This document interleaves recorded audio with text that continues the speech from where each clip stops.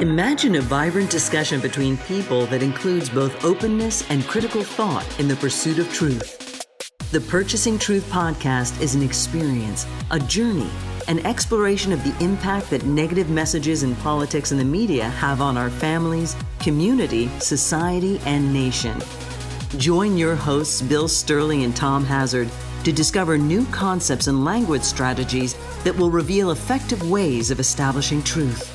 This podcast series will tackle current events, leadership challenges, healthcare confusion, integrity in business, and many other areas that affect us all.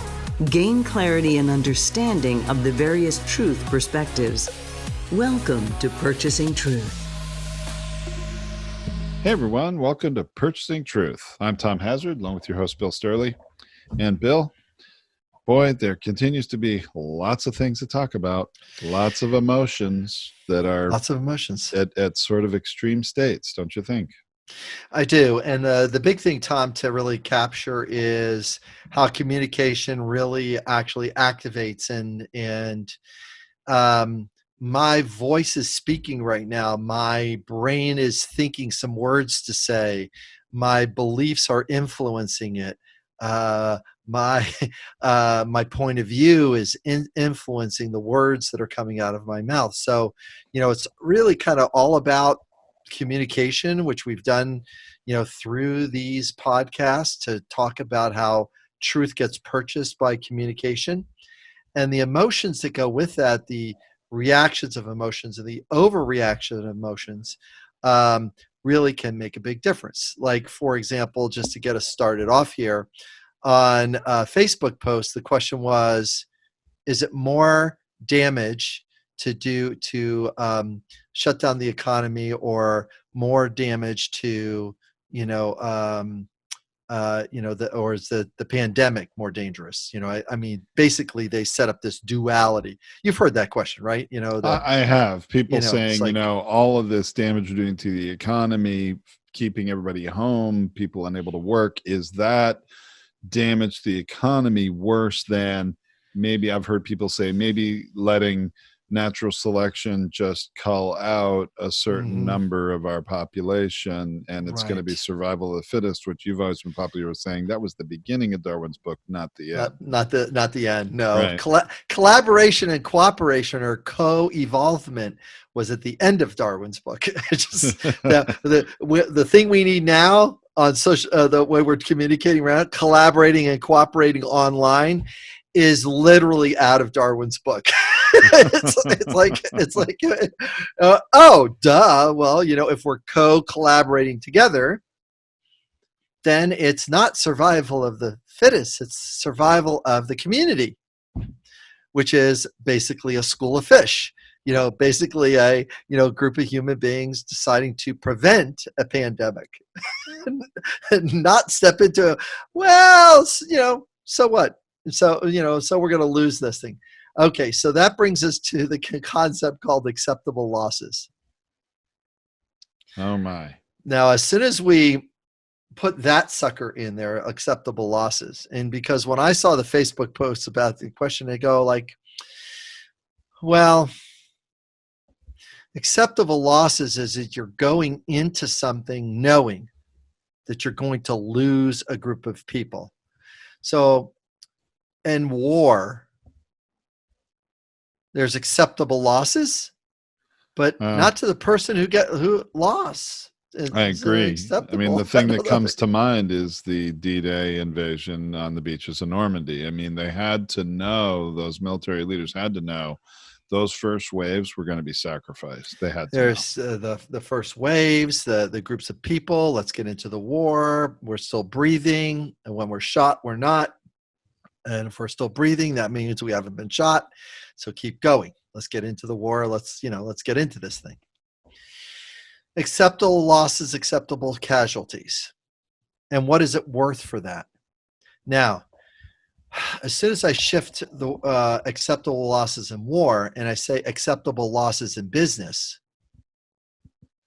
now we got some big problems, because there are businesses in the past and maybe even in the present that are putting their workers in harm's way in order to meet the financial needs of the business. They're putting the needs of an individual ahead of things, and they're paying that worker something for that. Now, I didn't say that it was what the value of that was, because we all know that there's people on the planet working very dangerous jobs for very little money, and they might die, and then they find somebody else to do that thing. Like a coal miner, maybe. Wow, I think that might be a good example. It's, you know what, that's an acceptable loss. You know, that's an acceptable trade of my lifespan to get black lung. Yeah, that's an acceptable loss. It's like, you know, I don't know. Now, acceptable losses. When a business makes a decision to pollute or not pollute, because the fine is smaller than the money that they're going to make. So what I get, fined, $300 million. I made 1.7 billion. That fine is an acceptable loss. Notice the ethic and integrity starts to roll. But wait a minute, your product killed X number of people. Yeah, and you paid a $3 million fine. Yeah, I'm kind of good with that, because the profit on our side was 1.3, 1.7, $2.5 billion. And certain drugs are in that category too. It's an acceptable loss because the profit that we're going to get is not going to match the fine that we're going to get from this experience. Well, I think this has really been the quandary and the resistance to a lot of our political leaders from shutting things down sooner. Right. Hasn't it been? It has. It has been, because what is the right amount of shutdown? Well, the right amount of shutdown needed to take place when the first case showed up on our land. That level of isolation and that level of testing needed to show up right then and there, because the countries that did that, like, I'm just using the South Koreans as a comparison here, their first patient and our first patient were the same date. I didn't realize that. Their first patient and our first patient was the same date. The responses were markedly different. Now, my emotional reaction to that, if I didn't empathize, would be furious, right? Especially if somebody that was a, family member got caught up, I would be into the furious, helpless part. The furious part is you knew and you didn't act the way another first world country, South Korea, acted with a first world economy. You didn't act the way they did. And we're the ones that fought on their behalf in the Korean War, and we didn't do it as well as they did it. So the emotional reaction is notice I'm even getting worked up with my own thoughts, because worked up is aggravated, irritated, exasperated, because when we don't have awareness and we work on these limiting beliefs, our blinders come up. And that's exactly what has happened. And some of the messaging that, we're hearing in the media about, oh, I didn't know that was happening. You were telling me a story about that, governor. The governor of Georgia? Yeah. So, so this just happened, before we're recording this, is that the governor of Georgia, Brian Kemp, he has finally ordered that the state of Georgia, everybody in the state of Georgia is supposed to be at a stay at home. It's a stay at home order. Now, they've resisted that and have not ordered that for a very long time. And he gave a speech where he announced this, and he was trying to defend his decision not to do it sooner. And he said, well, we just heard today from the task force at the White House, and he was citing one of the doctors he had a conversation with. It wasn't Dr. Fauci, it was somebody else, but where they said that, well, now we know that people can be transmitting this disease and have no symptoms. So he said, we've just learned this in the last 24 hours, which was kind of a jaw-dropping moment because, unless you've been under a rock and not read any news about the coronavirus, that for, at least a month, if not a couple of months, it's been well known that people can transmit the disease, can be carriers of it, and they're showing no symptoms. Georgia was saying, well, because, pardon me, what Sure. Brian Kemp was saying is that, in Georgia, well, if you're feeling any symptoms, then stay home. But if you're not, you can go out into the world and do your business, whatever it is you're going to do. And really, that's, I think, quite a perspective that was, I would say, biased by economic concerns. That's correct. That's the way to think about it. It's the blinders, the horse blinders, the ones that are used for the horse to keep the horse straight on the racetrack. The horse, you don't want the horse looking left and right. You don't want the horse being anxious, nervous, worried, scared with the horse that's next to them. You don't want them to feel that feeling. I want to look here.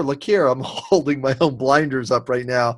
Hold up I want to keep moving forward. And capitalism and the marketplace as a function does create a series of blinders around the decision makers. It creates blinders around the business owner. It creates blinders around the employees. I've got a pretty good job. I'm not sure if I want to go right or left or go to another restaurant or go get a work someplace else. I might as well stay here. It's not so bad. 3 years, 5 years, 7 years, 10 years. They go, I should have left this job long a time ago. No, they can't. The blinders, the belief structures, the stability and certainty they get out of that belief. And they don't want to restart. They don't want to, human beings don't like change as much as we say we like change. We really actually don't like change. We are interested in getting something done and having it in place. Good. Don't have to do that again. And then, but wait a minute, it's time to paint the walls are cracking and the paint chips are falling off. You may want to paint the wall again. Yeah, I just did that 5 years ago, 7 years ago. It's like, you may want to fix that thing. You may want to paint that thing. So the blinder mindset is very similar to, kind of that flat earth mindset or belief structure that we talked about in a couple of different episodes is that the person that believes that the earth is flat is only looking at their limited perception of things. Their perspective is flat. They're on the ground. They can't lift their brain or want to lift their brain above the earth to have that experience of, wait a minute, this thing is beautiful. It's round. It somehow is in the middle of this vast universe. There is nothing like it anywhere even close to us. And yet we're polluting it how? We're throwing trash where? We're using chemicals that can't be, that don't fall apart. What are we doing to this place? It's like if I came over to your house, you can imagine how funny this be. It came over to your house, and once a week I would take my trash bag and just take it and dump it all over your lawn and just keep walking. Once a week you go like, hey, what you doing? What are you doing to my lawn? And regrettably, a part of the earth is experiencing that. It's like, where's the trash going? Where are the water bottles showing up? Oh, there's more water bottles in the Pacific than there are fish. It's like, it's not a good sentence to say. That's not a good sentence. Oh man. Anyways, so belief bias and the blinders. So the governor clearly had his blinders up regarding the economy, and therefore the sentence that he gets to say, we only learned about this, has a partial truth to it. To the people that voted for him, they now have extended trust because they voted for him. They believed in his truth or his values of his truth. And so it tells me that this person is on my side. It's not the full perspective of the truth. You can see you and I are squirreling in our chairs right now. For those of you I have been holding myself back here, honestly. That's great. Because people do set up blinders. Well, I didn't know that oil was going to spill that way. That was an acceptable loss that we used a cheaper concrete and oil spilt all over the whatever. Well, now I wonder how Governor Brian Kemp is going to feel about it when it then takes so much longer for the coronavirus to be eliminated in his state, when he ends up being 3-4 weeks behind New York, let's say. That's correct. In their, right, peak cases and peak hospital bed needs and ventilator needs and all the rest of it. I mean, this is not just a matter of opinion, really. No, right. I mean, there's no perspective. The all of us that have been kind of like on the trumpet, and even news media that was on the trumpet. Hey, everybody, China went through this curve. Italy is going through this curve. We've got to do something so that we don't experience the same curve. The flat earth mindset is, I don't see it here. It can't get here. They don't have the perspective. It's like, it's trying to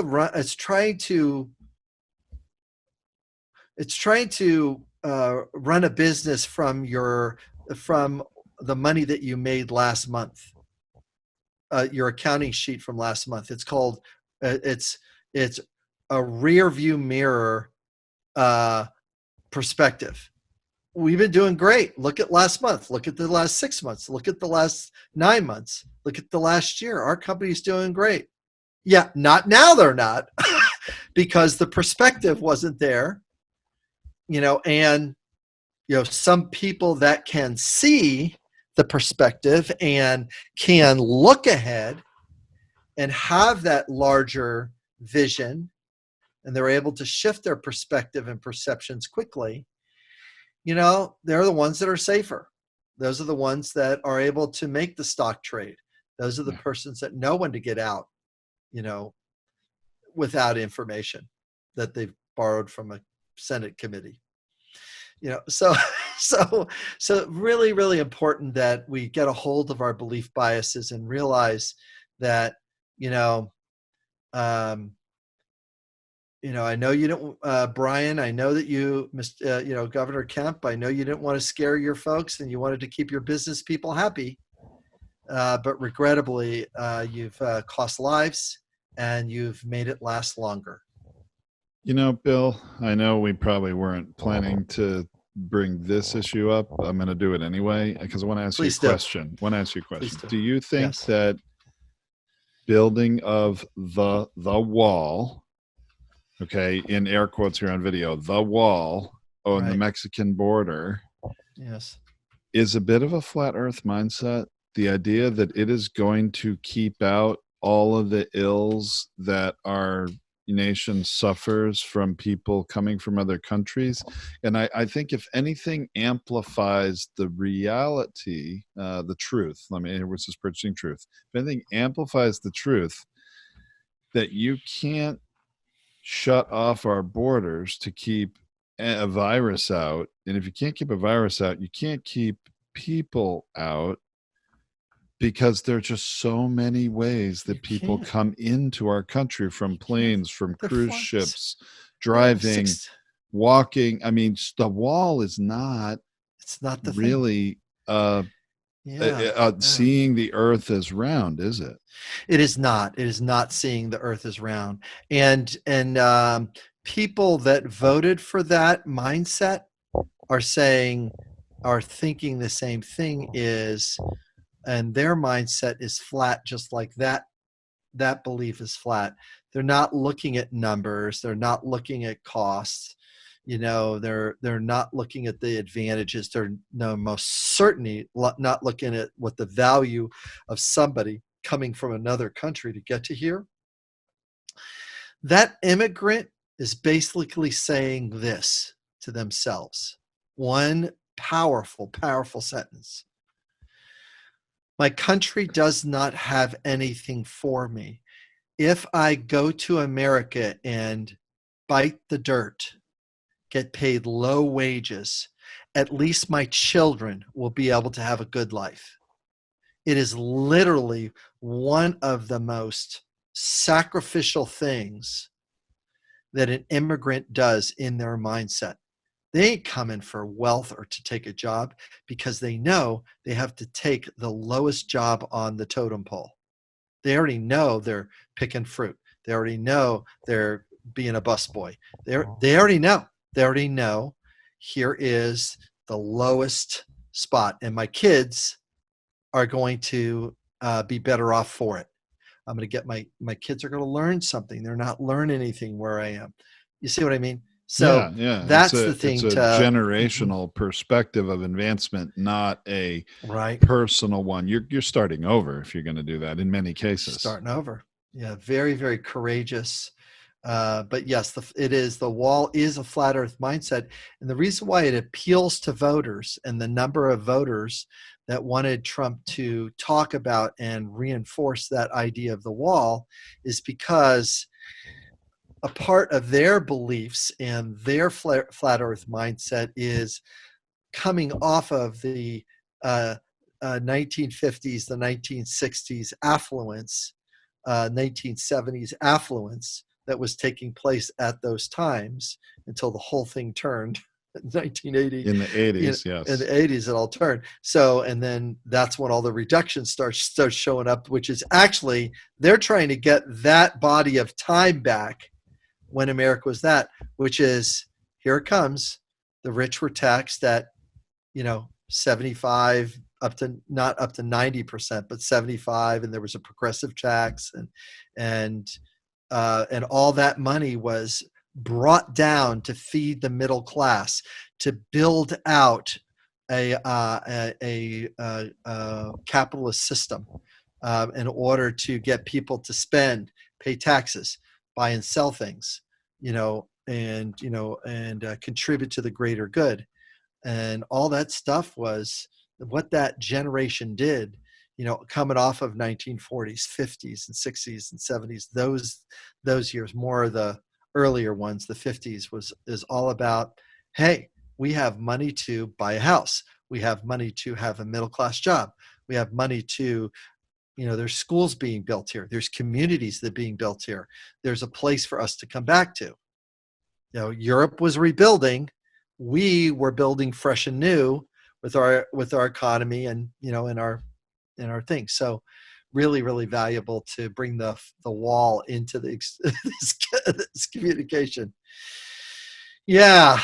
So I think when we look at what is an acceptable loss, and at this point, our mitigations and our protection as we ramp up. It's, we didn't, so. Well, it really seems the governors and I think the president at this point now are, I don't know if this is a label, but I would say resigned to the reality that, to the truth that, we have to go through this process and do the hard thing, and that is sacrifice jobs and the economy to save lives. Ultimately, isn't that what they've come to? And you see Andrew Cuomo, Governor Cuomo, being really taking a lead on this and saying that life is coming first. Life is coming first. Very simple sentence. There's other governors that are starting to echo that. It's like, if we don't need to lose a life, why would we want to lose a life? And there are many people in the belief structure saying enough is enough. Like, I don't want to pay for this 80-year-old to get better with a ventilator because it's going to keep because he had his life already. It's like you Wow. can't. Well, actually, so that's funny you should say that. So a good friend of mine, amidst this coronavirus crisis, I was actually telling you a little bit before we started recording, Bill, that one of the nice things that's happened is I am much more in touch with my childhood buddies I grew up with from the time we were like 8, 9 years old through high school. And we're getting together for weekly Zoom, you know, just, uh, you know, calls to talk to each other and catch up. It's like the Brady That's right. Bunch on the screen, right? Very fun. And Hmm. one of my friends was late to the call by about a half an hour last night because he was attending a Zoom funeral for his uncle who was 91 years old and died of the coronavirus. Now, it's tragic that he died of the coronavirus. Certainly he lived a long life. 91 years old is a great long life, but it's still terrible that he had to die from this. And now I forget where I was going with that, honestly, Bill. But Well, actually, it's actually you're right in alignment with the discussion about how do we restore connection and how do we reduce the emotional reaction of things. The emotional reaction is that, if you stay by yourself and you're not reaching out in a house, you're going to feel lonely about connection, right? I mean, that's an right, easy push, right? And here, the online community is meeting the need for connection and also meeting the need for safety. And the online funeral is meeting the need for connection or mourning or celebration of his life at the same time as meeting the need for safety and protection. Safety and protection absolutely. has moved in front. So if I'm going to reduce the emotional reaction to things, I've got to use vocabulary that allows me to do that, to reduce the emotional reaction. And this is kind of like the strong part of kind of the strong part of this of how do we speak about the viruses, is that there's really two major components. And we'll get into this next time too, Tom, because this is kind of like a bigger thing. But the first component has to do with the physical health concerns of us as human beings and our families and our friends, acquaintances, and then the financial concerns. Here's a set of needs over here on the financial concerns, and here's a set of needs that are activated when we start talking about physical or health concerned. So if I want to start talking about physical concerns regarding health stuff, then the first word that's got to come out of my mouth is either safety or protection. How do I do safety and how to do protection? If it's about financial concerns, then it's about stability. That's the first word I got to think of. And that's the first part of the conversation that's got to take place. So now I got stability versus safety. Do I pick safety for the economy by going back to work? Excuse me. Do I take stability for the economy by going back to the work? Or do I pick safety for myself and others by staying at home? Notice the choice is a lot easier to make now. And that's where the governor and these folks get jammed, is they don't know what they're going for. They're just listening to the emotional reaction of a business owner, the emotional reaction of their constituents, going And like, this and is I only. would argue, excuse me, I would argue that really reveals the leaders from those that are not really leaders in our political leadership, in our government. Meaning Andrew Cuomo leading, saying, we're putting life first. He having a perspective and a mission, and he is going to lead us through this, versus a governor that's saying, well, I'm listening to this constituency and that constituency, and I'm not really sure. We're going to see which wheel is the squeakiest and try to thread a really difficult needle through this thing. and now getting to the point where like, all right, we have no choice. We're sacrificing jobs in the economy because ultimately that's the right thing to do. To me, that's not leadership.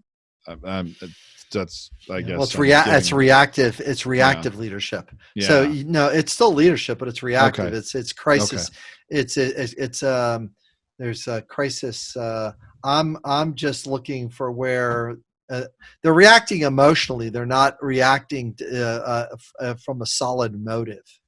The motive is not clear. The emotions are all over the place. I mean, all you got to do is listen to the president talk. He will give you one sentence, and 3 sentences later he'll back it off. And the reason why he does that is because his emotions hijack it, reinforce a limiting belief. He states it, hijacks the truth from others, and then he walks it back and says, well, there's another truth over here. It's like, you're exhausting us, buddy. Why don't you just be thoughtful inside yourself and just give us the message that we need, Right. not react to you as if you're discovering something for the first time. Because he says things, and it's like, is this the first time he knew that there was over 151 countries in the world? I mean, and that is a little bit of the beginner's mind that many of his voters, the people that vote for him, appreciate. He just says what he's discovering, sort of like the way they do things. I didn't know that. Now I know that. I didn't know this. Now I didn't know that. So the reactive piece is the thing to really kind of get a hold of, So and don't you think some of the truth is coming through, whether you want it to or not, or whether you want it to be the truth or not, right. that now more people have died in the United States than died on 9/11 due to this coronavirus. Right. And then the other thing that was an interesting perspective, as you're saying, Bill, to put on this whole thing is that now, based on where we are in the curve, they're saying that it's somewhere between twice as many to 4 times as many people in the United States will die from the coronavirus as all the soldiers who died in the Vietnam War. Correct. Which was something like 58,000 people, I think, died in the Vietnam War. Right. I mean, there's a sobering, scary honesty, moment. Yeah. And then within 10 years of that mark, within 10 years, maybe it was 15. I think it was 10 years of the close of the Vietnam War. Yeah. With those things. 10 years after that, just as many died of suicide after that. That it went there. So, and then it's been beyond that, but it's more. So the reason why I mention that is because once the last death from the corona thing happens, there is the lagging psychological impact of, is this cold going to kill me? And the animal body's overreaction to that. Wow. It's it's insane. And I wonder what's going to happen with people's financial concerns. Remember, you're talking about the physical concerns and the financial concerns going forward after this impact, after this major economic impact where so many people lose their jobs temporarily, hopefully, for a period of time. Are we going to see people's savings rates go up in the future to prepare for another potential economic impact where they lose their job? Or, are we going to, are people's behaviors going to change because of those concerns? Yeah, let me see if that's true or not, Tom. Will the behaviors change because of that? Tom, can you go buy a piece of toilet paper now at the store? No, the behaviors already changed. The hoarding of money, the constriction of economy, oh my God, we have the all clear, like President Bush, go to the shopping malls. We have this handled. It's a war in a foreign country. It shouldn't impact the economy. The answer is it did, and it does. And It's like, yeah. Don't look at all this money of yours we're spending over here on these wars. Just go keep shopping over here. Right. I mean, very unsettling because, again, in communication, we look for how do we describe things in perception and perspective, because when somebody's mindset gets collapsed because they lost a loved one or somebody they knew to the coronavirus, they're going like, I ain't going to travel. I'm not going to another city. I'm not going to that dinner or to a restaurant that looks a little marginal. I'm not trying something new. I'm not buying a new product. I'm not doing that. So the feeling of scared and fearful and anxious are going to be in the marketplace. So, yeah. Wow.